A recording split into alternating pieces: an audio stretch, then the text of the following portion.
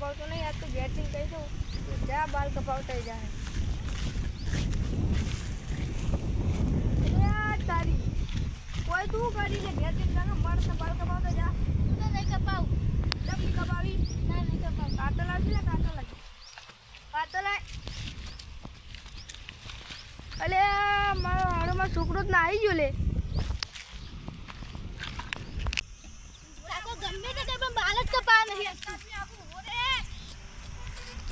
આ તો તને કાપ અલે કેવા તો દોડે ઉપર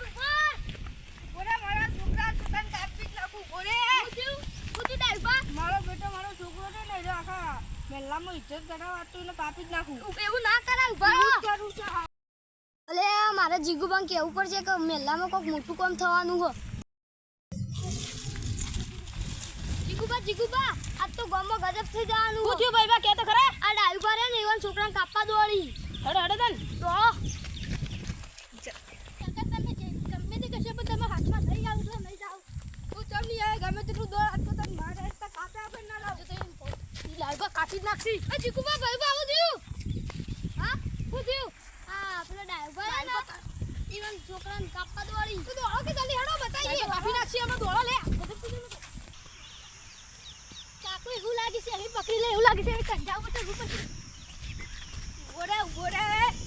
આ તો તને કાપી નાખો દોડો ભાઈ ભાઈ જીગુબા દોડ્યો અરે બેટા ઉતર હવે તો હું કંટીન્યુ કહું ઉતરી જા બેટા ઉતરું કાકા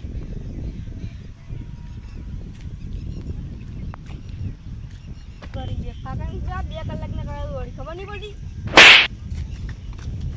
અવાજ ના કપાઈ ના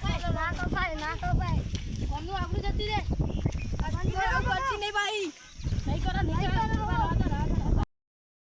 ડાઈબા તો બે લાફા જ મેલે કાપવાનો વાત નતા કરતા લે તમે એવું સમજે હું તો મારા છોકરાને બાલ કાપણ કહેતો તો એ બહુ મોટા બાલ કર્યા હતા કાળિયા તો ખબર નહીં પડતી કાળિયા કોમ ખોટું કરી બધું અમારું તડો લે આપણે ઘેર તો આખતા કાળિયા તારે જે મારા બધા ભાઈઓનું ઓબળું પડી ઘેર જઈને બાલ કપાઈ નાખજે સારું કાકા હેડ તને હવે ઘેર ઓ જીગુબા ને ગુબા ઉભો ને